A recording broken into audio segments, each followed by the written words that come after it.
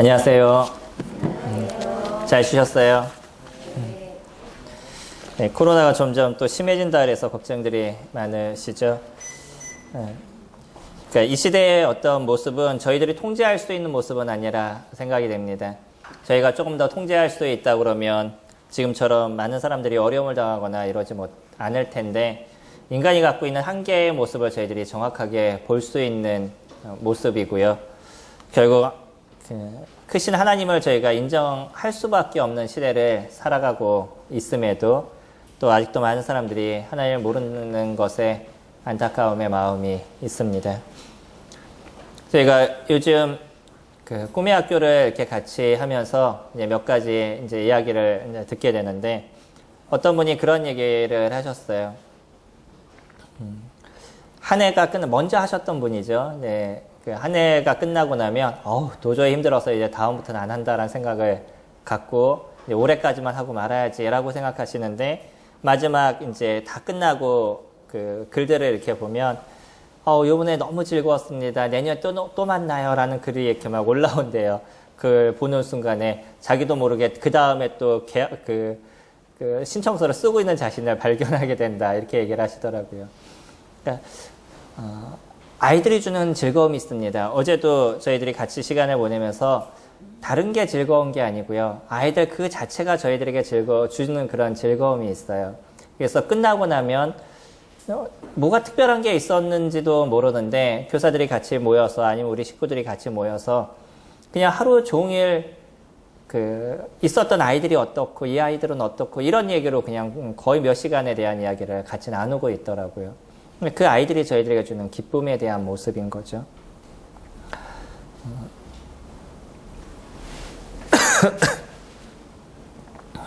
육체적으로는 분명히 힘들고 어려움의 부분들이 거기에는 있지만, 그러나 저희들에게 주시는 주님의 은혜를 저희들이 느끼게 됩니다. 하지만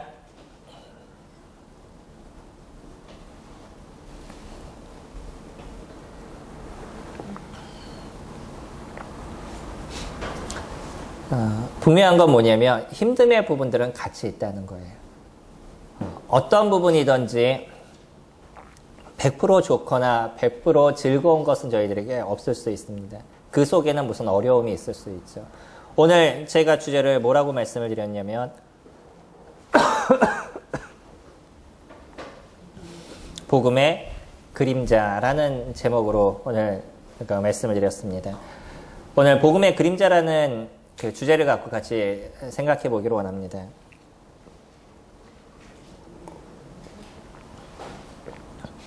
주님을 섬기는 일들이 즐거우시나요? 언제나 재밌으시나요? 저희가 주님을 만나고 주님과 함께하는 시간들을 같이 가지면서 주님이 주시는 은혜를 저희들이 충분히 누리는 삶을 저희가 살아가죠. 근데 또 그 이면에는 그것으로 인해서 생기는 여러 어려움들에 대한 부분들이 저희들의 삶에 분명히 놓여 있습니다. 근데 사람들은 어디에 집중하느냐, 이거에 따라서 좀 달라지는 거예요. 제가 오늘 마스크를 새로 썼습니다. 매일 갈아야 되는데 사실 제가 매일 갈지는 않고 있는데, 오늘은 어제 아이들과 많은 시간들을 보내서 오늘 아침에 마스크를 집에서 갈아야 되는데 못 갈아와서 이제 교회 와서 갈았어요. 근데 자꾸 이 털 하나가 이렇게 살짝 나와가지고 그의 코를 자꾸 간질간질해요. 이게 여기가 지금 간지럽습니다. 전체적으로 저에게 주는 유익이 있는데 무엇에 저는 자꾸 집중하게 되냐면, 그 작은 것이 그 온몸을 이렇게 간질간질하는 거, 이거에 대해서 제가 집중하게 되는 거예요. 그러니까 중요한 것을 자꾸 놓치고 부적인 것에 생각을 갖고 있는 거죠. 이게 저희가 살아가는 삶에서 많이 등장하고 있는 겁니다. 우리가 어디에 집중하느냐는 거예요. 하나님이 우리가 주시는 은혜에 우리가 집중을 하느냐, 그러지 않는 것에 집중을 하느냐. 그렇게 되면 저희는 더 안 좋은 것과 어려운 것들, 이런 것을 더 많이 생각하는 삶을 살아갈 수밖에 없게 되는 거죠. 복음은요, 저희들에게 너무나 놀랍고 완벽한 것을 저희들에게 얘기를 해주고 있습니다. 복음처럼 이 삶에 있어서, 이 세상에 있어서 완벽한 것은 없어요. 이 복음은 예수 그리스도 그분 자체이신 거고, 그분이 우리에게 비춰주시는 이 빛은 전혀 어둠이 없는 완전한 빛인 거죠. 하나님은 빛이시라 그에게는 어둠이 조금도 없다, 전혀 없다, 그렇게 요한일서에서 말씀하고 있죠. 오늘 저희가 성찬 예배 때 형제님이 읽었던 요한일서 1장 말씀을 보면 거기서 동일하게 하고 있는 얘기. 하나님은 빛이시다. 거기에는 어둠이 조금도 없다라고 얘기합니다. 세상에 어떤 것도요, 어둠이 없는 것이 없습니다. 왜냐하면 건물이 있거나 무엇인가 다른 게 존재하는 순간에 거기에는 분명한 그림자가 생기게 돼요. 그러니까 빛이 강렬할수록 무엇은 더 짙어지냐면 그림자는 더 짙어집니다. 그러니까 이 완전한 빛 속에 숨겨져 있는 이 어둠, 그림자에 대한 모습은 분명하게 나타나게 되어 있는 이 세상의 모습인 거예요. 나중에 저희가 주님의 나라에 가서 그곳에서 완전하신 하나님을 저희가 만나고 그 완전한 가운데 저희가 생활하는 삶이 되지 않는 순간에 그런 상황이 아닌 이상은 우리에게서는 항상 그림자가 나타나져 가게 된다는 거예요. 오늘 예수 그리스도는 저희들에게 그 부분을 이야기하고 있습니다. 주님이 이 땅에 오셔서 제자들에게 앞으로 살아가는 삶에 대해서 이야기를 하시면서 너무나 강력한 얘기를 해주고 계세요. 오늘 10장의 말씀은 저희가 아는 것처럼 10장 1절부터 쭉 살펴보시면 12제자를 선택하시는 주님의 모습을 이야기하고 있습니다. 12제자를 주님께서 선택하셔요.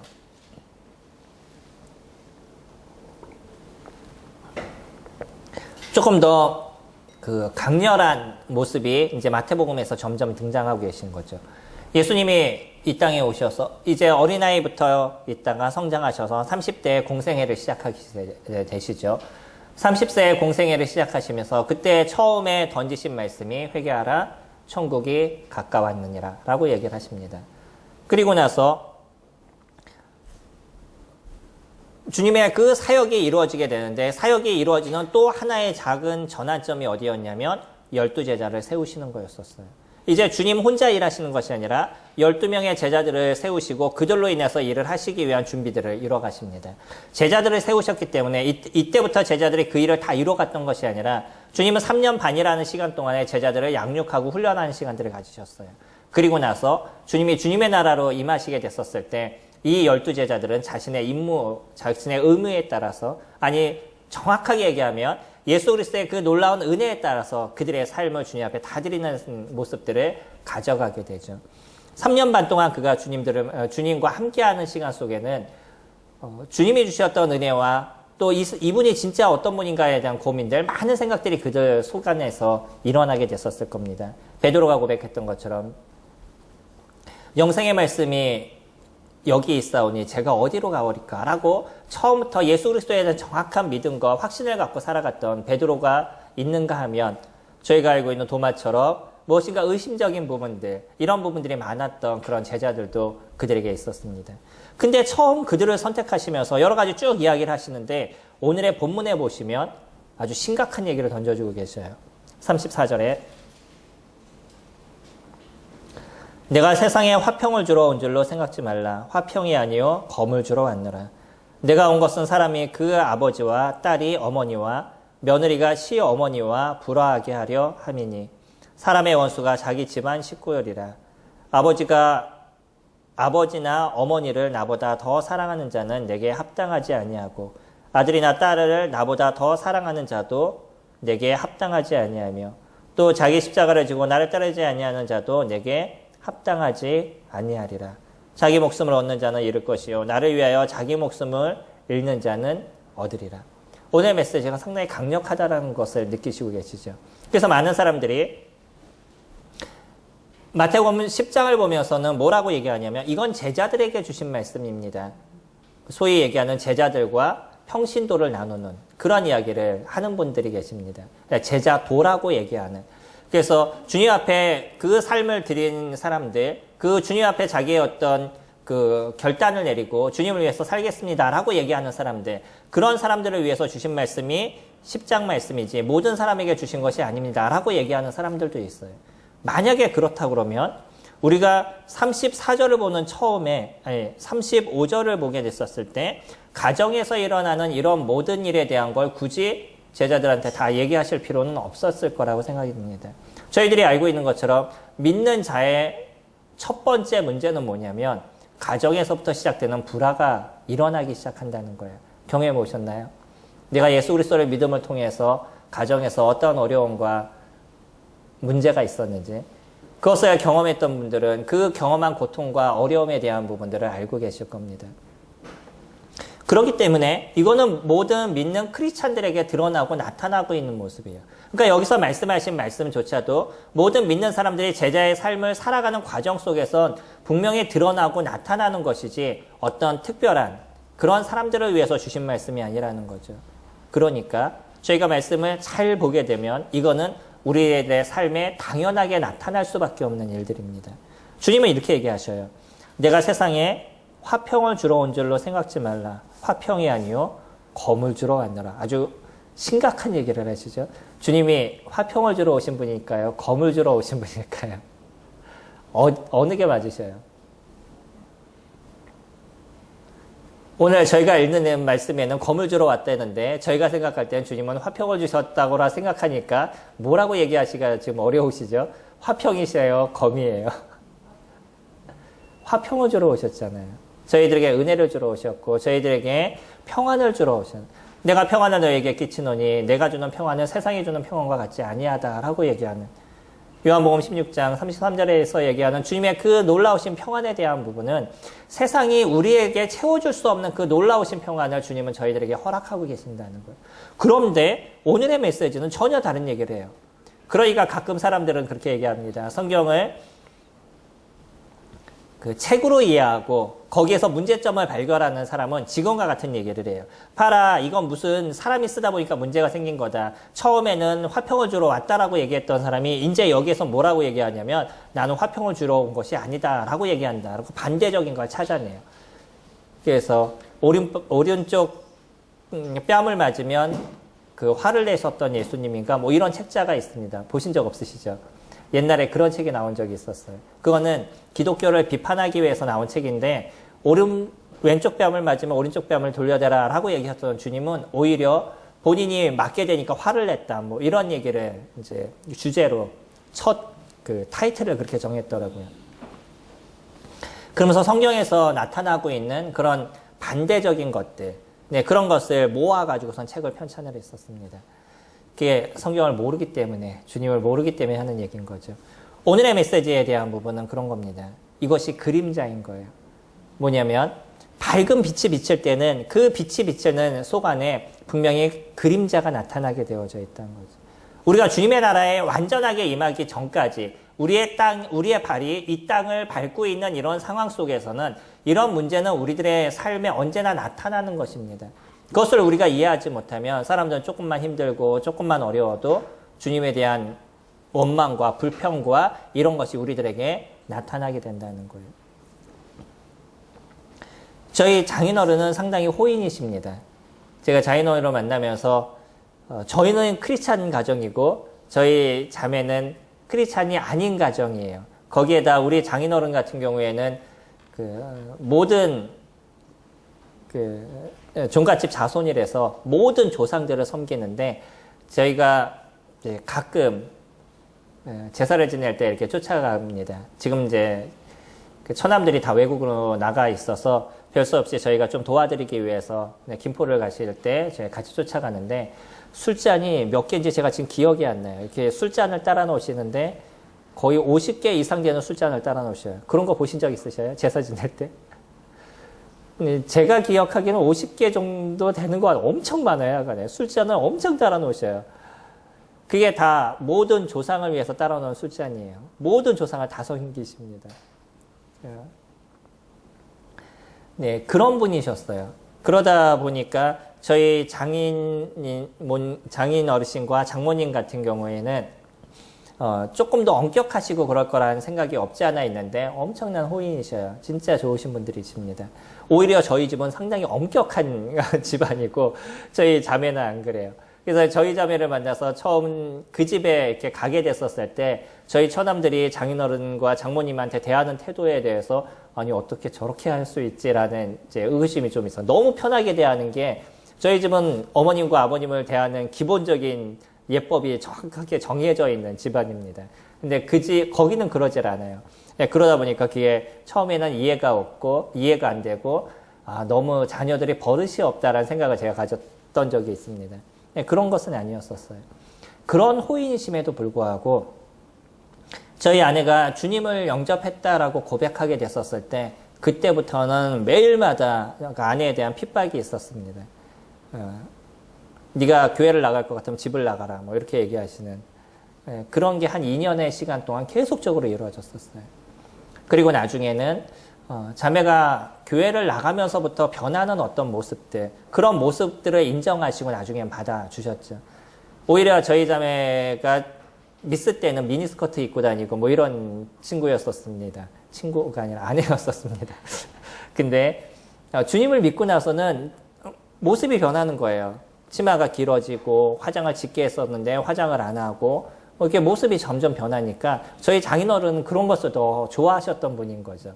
그러니까 얘가 교회를 나가더니 계속 지켜보는데 뭔가 좀 변하고 바뀌는 모습들 이런 것을 보니까 교회를 인정하게 되신 거죠.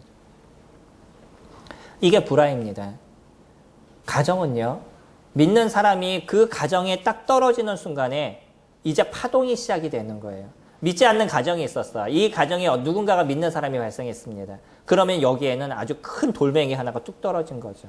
잔잔한 그 물가에 돌멩이 하나가 딱 떨어져 보세요. 어떤 파동이 일어나는지. 갑자기 모든 게 다 흔들려 버리는 거죠. 가정의 문제가 그런 것이 발생하게 됩니다. 내가 주님을 영접했어요. 근데 우리 가정에 그런 파동이 없어요. 그러면 나는 우리 가정에서 예수 그리스도에 대한 이야기를 드러내지 않거나 주님을 믿은 것에 대한 고백이 그 가운데 없었다는 것이겠죠. 저희 자매도 그런 얘기가 없이 조용히 아무도 모르게 다녔으면 그런 문제가 없었을 수도 있었습니다. 근데 예수님을 영접하고 나서 양심적으로 주님을 섬기고 싶었던 거예요. 그러고 나니까 부모님한테 제가 예수님을 믿었습니다.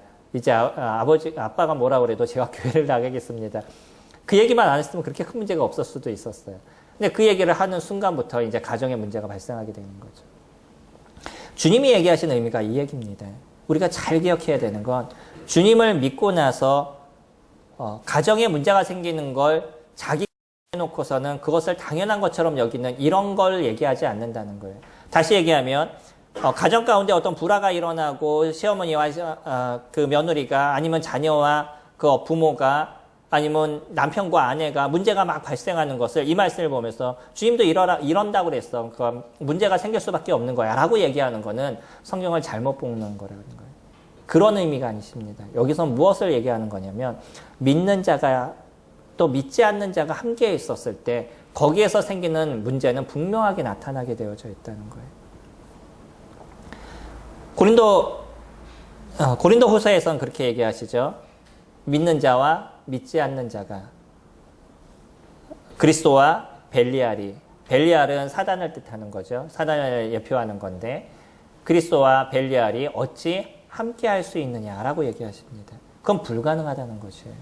보통 우리가 그 말씀을 보면서 결혼할 때 믿는 사람과 결혼해야 돼 라는 얘기로 많이 사용하고 있는 말씀인 거죠. 사실 그거는 결혼을 얘기하기 위해서 주신 말씀이 아닌 겁니다. 더 중요한 건 뭐냐면 믿는 사람과 믿지 않는 사람이 함께 무엇인가를 완전하게 만들어가는 건 불가능하다는 거예요. 성도님들, 사실은 그것은 무엇까지 얘기하는 거냐면 믿는 사람과 믿지 않는 사람이 동업을 하게 됐었을 때 이 동업이 완전해지지 않는다는 거죠. 근데 요즘 교회를 다니는 사람들이 하는 얘기가 있어요. 내가 동업을 해도 크리스찬들하고는 안 해 라고 오히려 거꾸로 된 얘기를 하죠. 왜 크리스찬들하고 같이 동업을 했는데 오히려 더 어려워지는 거예요. 마음이 힘들어지고 더 어려워지고 그래서 아는 사람하고는 동업하는 거 아니야 뭐 이렇게 얘기하시는 분들도 제가 많이 들었습니다. 왜 그럴까요? 제가 정확하게 말씀을 드릴 수 있는 것은 우리 안에 예수 그리스도가 있고 우리 안에 참된 그리스도를 쫓아가는 삶의 모습이 있다 그러면 우리가 경영을 잘못해서 잘못될 수 있지만 마음이 잘못돼서 흩어지는 건 아니라는 겁니다. 누군가는 거기에서 주님을 붙잡는 것이 아니라 자기의 마음을 붙잡은 것이고 거기서 누군가는 주님을 의지한 것이 아니라 돈을 의지하는 모습들이 나타나게 된 것이죠. 한 사람이 그런 모습이 나타나게 되면 두 사람은 갈라지게 되어져 있습니다. 저희들이 이뤄가고 있는 많은 일들이 있어요. 교회가 섬겨가는 많은 일들이 있습니다. 근데 이 교회가 섬겨가는 많은 일들에서 누군가는 자기를 붙잡는 사람이 돼서 내가 무엇인가 좀 더 드러나고 나타나는 모습이 되기를 원한다든지 누군가는 그 속에서 더 물질적인 것을 추구하는 모습이 된다든지 이런 모습이 되면 교회는 온전해져 갈 수 없습니다. 거기서 이뤄가고 있는 어떤 주님의 일들이 다 무너지고 잘못되는 모습들이 되어져 갈 수밖에 없는 거예요. 우리는 주님을 섬기는 많은 일들에서 고민해야 될 것이 있습니다. 이것을 통해서 내가 무엇인가 유익을 얻을까? 아니면 이것을 함을 통해 가지고 내가 어떤 물질적인 유익을 얻을까? 이런 생각을 하신다 그러면 주님의 일을 하신다는 얘기를 하지 마셔야 됩니다. 주님의 일은 주님이 드러나셔야 되는 것이에요. 그리고 거기에서 내 이익이 조금 없고 내가 육체적으로 좀 힘들고 내가 거기서 조금의 어려움이 있다 할지라도 그것이 복음의 그림자라는 것에 대해서 기억하는 시간들을 가지셔야 되는 거예요. 모든 것에는 어려움에 대한 부분들이 존재하고 있습니다. 근데 그 어려움을 감수할 수 있는 마음이 없으면 우리는 더 큰 것을 볼 수 없다는 거예요. 제가 아까부터 자꾸 말씀을 드리는 것 중에 그 하나가 밝은 빛이 강렬하게 비추면 비출수록 무엇은 더 짙어지게 되냐면 그림자는 더 짙어지게 되는 겁니다. 그런 문제는 계속적으로 나타나게 되는 거예요. 그걸 감수하셔야 되는 거예요. 그거는 주님께서 이미 제자들에게 이런 문제가 발생할 것에 대해서 아셨기 때문에 이것부터 던지시면서 그들이 가야 될 길에 대한 것을 이야기하셨습니다. 더 강력한 얘기를 하시죠. 38절에 또 자기 십자가를 지고 나를 따르지 않는 자도 내게 합당하지 아니하니라. 자기 목숨을 얻는 자는 잃을 것이요 나를 위하여 자기 목숨을 잃는 자는 얻으리라. 주님을 위해서 나의 목숨을 주겠습니다 라고 얘기하면 그 사람은 살아나는 삶을 살아갈 수 있다는 거예요. 주님을 위해서 목숨을 드리실 수 있나요?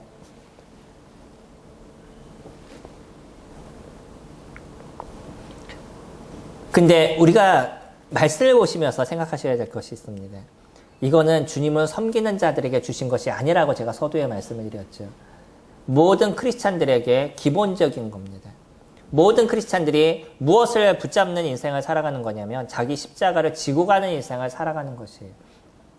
모든 크리스찬들이 무엇을 내놓는 인생을 살아가는 것이냐면 자신의 목숨을 주님 앞에 내려놓는 삶을 살아가는 겁니다. 이게 크리스찬들의 당연한 삶의 모습인 거예요. 이건 제자들의 모습이 아닙니다.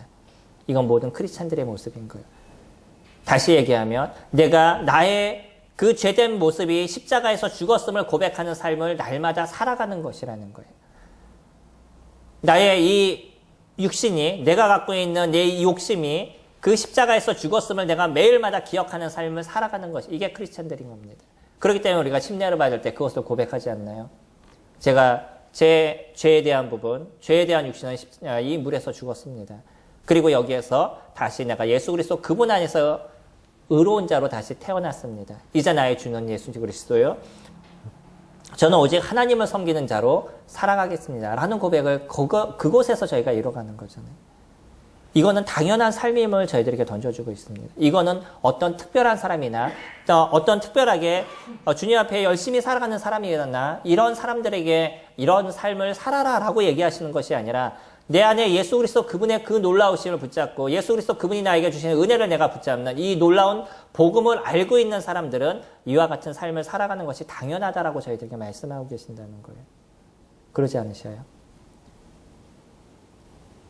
조금 더 고민이 되시면 성경을 10장부터 처음부터 한번 쭉 읽어보셔요. 처음 떨어졌습니다. 쭉 보시면서 한번 우리가 더 많은 것을 느껴보시기 바랍니다. 그리고 내가 섬겨가는 이 삶이 얼마나 옳은 길이고 내가 섬겨가는 지금의 모습이 얼마나 아름다운 길인지 그 길을 다시 한 번 더 발견하시기 바랍니다. 그리고 그림자에 지금 보시는 이 그림자에 집중하는 인생이 아니라 무엇에 집중하는 인생을 사시냐면 하나님께서 우리에게 주신 그 은혜에 붙잡는 은혜에 집중하는 그 빛된 것에 집중하는 그런 삶을 사시기 바랍니다. 하나님이 저희들에게 얼마나 크신 은혜를 베푸셨어요. 예수 그리스도 그분을 통해서 저희들에게 주신 이 복음의 빛이 얼마나 놀랍게 우리 가운데 비춰주고 있어요. 우리의 매일의 삶이 주님의 은혜가 얼마나 크게 우리를 감싸 안는 인생을 저희들에게 살아가요. 우리가 주님을 알지 못하면 우리들 안에 있는 이 칙칙함과 우리들 내면에 있는 이 어둠의 모습을 날마다 바라보면서 인생을 살아가야 될 저희들의 모습이었는데 주님의 그 은혜의 빛이 저희들을 매일마다 비춰주고 예수 그리스도 그분이 나를 위해서 죽으심이 내 심령에서 날마다 저희들에게 새록새록 일어남을 통해서 우리는 새 힘을 얻고 우리 안에 있는 때로는 힘듦과 때로는 우리 마음 가운데 있었는 어려움을 날마다 그 지워가는 인생을 저희가 살아가고 있잖아요. 그리고 주님의 그 따스하심을 붙잡는 삶을 살아가고 있는 거죠. 저는 빛을 좋아하는 사람입니다. 더 정확하면 따스함을 좋아하는 사람이에요. 제가 몸이 차요. 그래서 더 따뜻한 데를 언제나 찾아다니는 사람이라서 그 따뜻함이 무엇인지에 대해서 누구보다도 잘 아는 사람 중에 한 사람이에요. 그러니까 겨울을 별로 좋아하지 않아요. 빛이 있는 것을 좋아하고 그곳에 있는 것을 더 좋아합니다. 옛날엔 그래서 불가마나 이런 걸 잘 갔었었는데 지금은 가지 못하는 시대를 저희가 살아가고 있죠. 그런 따스함이 우리들을 내면을 비치게 되면 무엇인가 힘들고 어려움의 문제를 이길 수 있는 것이 저희들에게 날마다 일어나게 되는데 우리들의 시선이 자꾸 그 칙칙함과 어두움과 그 아픔에 자꾸 집중을 하게 되니까 주님의 주신 그 놀라우심을 잊는 인생을 살아가게 되는 거예요. 그러면서 가정은 힘들어지고 그러면서 내 주변에 있는 사람과의 모습들이 내가 힘들어지고 어려워지고 사람들을 만나는 것이 싫어지는 그런 인생을 저희가 살아가게 되는 거죠. 주님은요, 우리에게 이런 문제를 이겨가라고 얘기하십니다. 이거는 넘어설 수 있는 것이에요. 이거는 우리가 충분히 이길 수 있는 것임을 저희들에게 주님께서 얘기하고 계십니다. 말씀이 조금 더 강력하죠. 자기 십자가를 지고 나를 따르지 아니하면 내가 죽었음을 고백하는 삶을 살아가라고 얘기하는 거죠. 때로는 이 그림자에 대한 부분을 내가 짊어지고 인생을 살아가야 된다는 것도 그 속에 숨겨져 있는 내용들인 거죠. 이거는 우리가 감수해야 될 일이라는 것이. 그러나 우리는 더 큰 은혜를 날마다 느끼는 인생을 살아가고 있는 거죠. 40절에 보시면 이제 이 빛이 우리들에게 어떻게 이 어둠이 이 그림자가 어떻게 우리에게서 은혜로서 보이지 않게 드러나는지를 보여주고 계셔요. 너희를 영접하는 자는 나를 영접하는 것이요 나를 영접하는 자는 나를 보내신 이를 영접하는 것이니라. 선지자의 이름으로 선지자를 영접하는 자는 선지자의 상을 받을 것이요 의인의 이름으로 의인을 영접하는 자는 의인의 상을 받을 것이요 또 누구든지 제자의 이름으로 이 작은 자 중 하나에게 냉수 한 그릇이라도 주는 자는 내가 진실로 너희에게 이르노니 그 사람이 결탄코 상을 잃지 아니하리라 하시니라. 제자들에게요. 처음에 말씀하실 때 너희가 두 벌 옷을 가지지 말아라. 두 신발을 가지지 말아라. 그리고 가라고 얘기를 하셔요. 물론 그거는 지금 저희들에게 말씀하시는 것이 아닙니다. 그러니까 집에 있는 모든 옷을 버리시고 한 번만 냅두신다든지 뭐 신발을 다 버리시고 한 켤레만 가지신다든지 그렇게 하라고 말씀하신 것이 아니에요. 이거는 어떤 면에서 유대인의 어떤 특성 속에서 얘기하신 것이 숨겨져 있습니다. 제자들에게 처음엔 그렇게 강력하게 얘기하셨어요. 그러면서 뭐라고 얘기하시냐면 너희들이 그 길을 가게 됐었을 때 누군가는 너희들을 영접하게 될 것이고 누군가는 너희들을 배척하게 될 것에 대해서 얘기를 하셔요. 그러면서 이 영접하는 사람들에게서는 그들이 너희들을 영접하게 됐었을 때 하나님께서 그 사람들에게 더 큰 은혜를 베푸실 거라고 얘기하시죠. 다시 얘기하면 그들이 복음을 향해서 그들의 삶을 걸어가게 됐었을 때 그들을 돕는 사람들이 그 주변에 있다라는 것이에요. 그리고 그 돕는 사람들은 누가 보상을 하신다고요? 주님께서 보상하신다는 겁니다. 우리가 이거보다 조금 더 강한 메시지가 거기서 나오죠. 우리 마태복음 25장으로 넘어가시면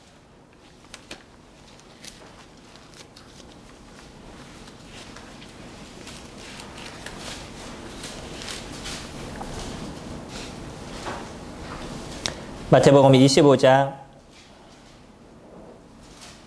33절입니다. 한 비유를 통해서 말씀하시는데 25장 33절에 양은 그 오른편에 염소는 왼편에 두리라.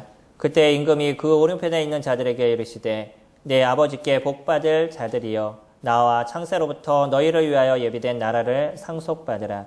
내가 주릴 때에 너희가 먹을 것을 주었고 목마를 때에 마시게 하였고 나그네 되었을 때 영접하였고 헐벗었을 때에 옷을 입혔고 병들었을 때에 돌보았고 옥에 갇혔을 때에 와서 보았느니라. 이에 의인들이 대답하여 이르되 주여 우리가 어느 때에 주께서 줄이신 것을 보고 음식을 대접하였으며 목마르신 것을 보고 마시게 하였나이까. 어느 때에 나그네 되신 것을 보고 영접하였으며 헐벗으신 것을 보고 옷 입혔나이까. 어느 때에 병드신 것이나 옥에 갇히신 것을 보고 가서 배웠나이까 하리니 임금이 대답하여 이르되 내가 진실로 너희에게 이르노니 너희가 여기 내 형제 중에 지극히 작은 자 하나에게 한 것이 곧 내게 한 것이니라 하시고, 다른 사람을 위해서 수고했던 그 작은 손길 하나, 그것을 주님께서 무엇으로 보시냐면 나에게 하신 것이다 라고 얘기하신다는 거예요. 우리는 이것이 우리가 될 수도 있고 우리가 받는 모습이 될 수도 있을 겁니다. 저희들은 어떤 작은 소자를 위해서 섬기는 그런 삶을 살아가는 존재들인 것이에요. 거기서 어떤 대가를 바라거나 그것을 통해서 무엇인가 내 유익을 원해서가 아니라 그 사람 자체를 사랑함으로 우리들의 손길을 펼칠 수 있는 그런 존재들인 것이죠. 그런 손길을 펼치는 것에 대해서 두려워하지 마시기 바랍니다. 우리가 펼치는 이 손길 하나하나의 모습들이 나에게 돌아오는 것이 이 땅 가운데 없다 할지라도 주님이 주님의 나라에서 그 모든 것을 보상하시고 우리의 눈물과 우리의 그 수고를 분명하게 기억해 주신다라고 얘기하신다는 거예요. 저희가 성도님들을 보면서 많은 감사에 대한 부분들을 매주마다 이렇게 가져가는데, 우리가 갖고 있는 적은 것을 갖고도 주님 앞에 많은 것을 드리는 여러 성도님들의 모습과 보이지 않는 가운데, 특히 저희 교회는 헌금을 누가 하시는지도 전혀 모르죠. 그리고 저희 교회는 누가 어떻게 섬기는지도 잘 모르시죠. 특히 저희는 무엇을 했다라고 주보에 적어주거나 저희는 무엇을 했다라고 드러내는 그런 교회가 아닙니다.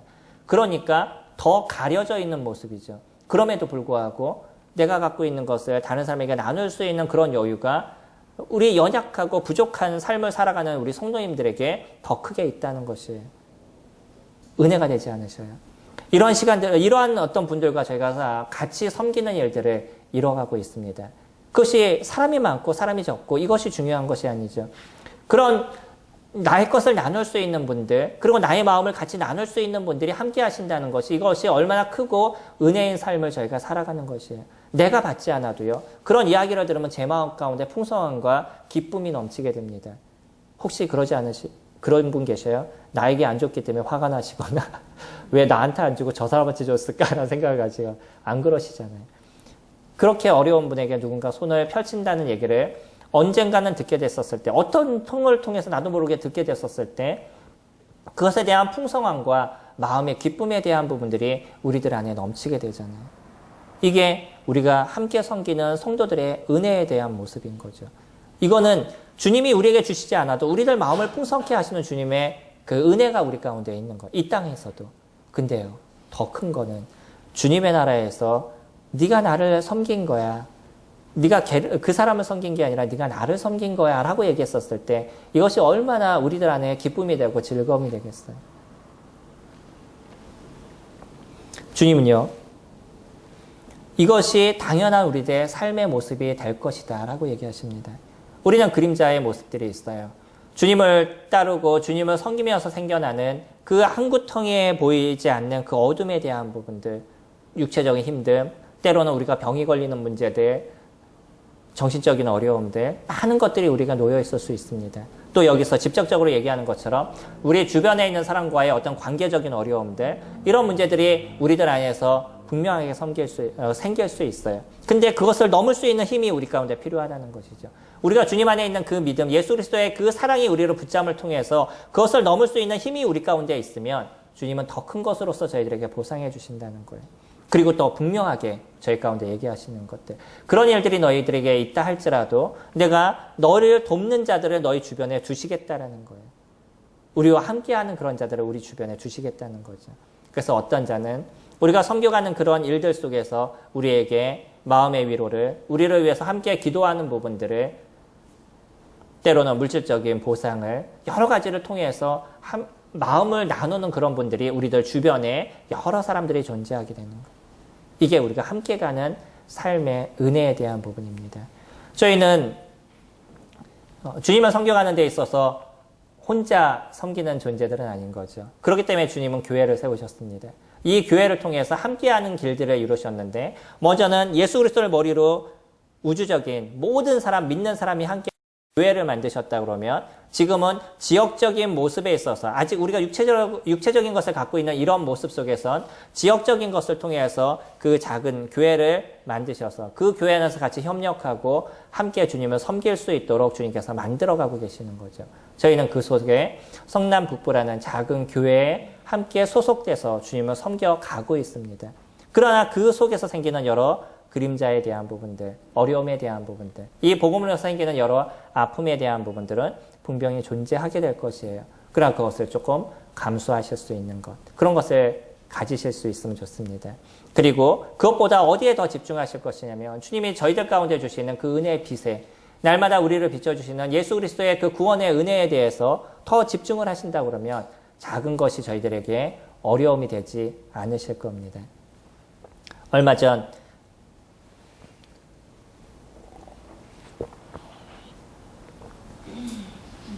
제가 살았던 삶을 한번 쭉 돌아보면서 큰 전환점이 몇 번 있었죠. 그 중에 가장 큰 전환점이 한 번 있었는데 송님들한테 몇 번 말씀을 드린 적이 있었어요. 네, 광주에 있는 아파트를 제가 사기 위해서 거기를 다 알아봤었는데 제가 갖고 있는 돈이 조금 부족했습니다. 그냥 그거 대출받아서 샀으면 그냥 문제가 없었어요. 근데 그때 당시 제 생각엔 대출이라는 건 큰 문제가 있다고 생각해서 대출을 받으면 안 돼라는 생각이 제 안에 있었습니다. 뭐 어떤 이제 뭐 다른 문제를 어쨌든 그래서 그것을 넘어가서 안 사게 됐었어요. 그리고 나서 제가 시작한 게 뭐였냐면 그때부터 주님을 배워가는 공부를 시작하게 됐던 거죠. 그러니까 그동안 모았던 모든 돈을 이제 공부하는 데 다 소진을 했습니다. 지금 그 아파트가 제가 시세차를 얘기한다는 거면 최소 4억은 아무리 적어도 됐을 거예요. 그러니까 제가 살 때가 살려고 했을 때가 8천 정도밖에 되지 않았었는데 33평이에요. 그게 광주 가장 번화가에 있는 아파트입니다. 근데 그 생각을 딱 하면서 만약에 그거 샀었으면 어떻게 했을까라는 생각이 아주 강하게 들어왔습니다. 뭐냐면 만약에 제가 거기에 그것에 손을 댔으면 제 인생이 어떻게 됐을까라는 생각이 아찔한 생각이 들었어요. 조금 더 편할 수 있었겠죠. 육체적으로는 조금 더 편할 수 있었지만 제가 살아가는 믿음 안에서의 삶은 온전하지 않았을 거라는 생각이 있습니다. 이거는 모든 분들에게 관련된 것이 아니에요. 제 개인적인 겁니다. 제 개인적인 부분에 있어서는 제가 그 이유로서 주님을 배워가는 많은 부분들을 채워갈 수 있어서 그것이 없는 인생보다는 그 아파트를 통해서 더 많은 돈을 버는 인생보다는 제가 지금 갖고 있는 게 훨씬 더 은혜가 되고 훨씬 더 감사가 됩니다. 거기에는 분명한 그림자가 많이 있었어요. 성도님들한테 제가 다 표현하지 못할, 누구한테도 얘기하지 못할 여러 가지 어려움들이 그 물밑 안에서는 엄청난 부분들이 놓여져 있습니다. 근데 그거는 단순한 그림자인 것이에요. 매일마다 저에게 비춰주시는 주님의 은혜는 항상 저희들을 은혜 가운데 이루어 가시게 하시고 주님이 주시는 그 기쁨이 무엇인지를 날마다 배워가는 인생을 지금도 살아가고 있습니다. 성도님들, 그림자를 두려워하지 마시기 바랍니다. 그것은 당연하게 있는 것이고 그거는 없을 수가 없는 것입니다. 그러나 그 그림자에게 내가 집중하지 않고 주님의 은혜에 집중한다 그러면 우리에게 있어서의 삶은 날마다 하나님 주시는 축복이 무엇이고 하나님 저희에게 베푸시는 기쁨이 무엇인지를 붙잡는 삶을, 그것을 느끼는 삶을 날마다 저희가 살아갈 수 있습니다. 오늘 잠시 기도하기를 원합니다. 개인적으로 오늘 드렸던 말씀을 기억하시고 잠시 한 2분 동안 개인적으로 기도하시기 바랍니다.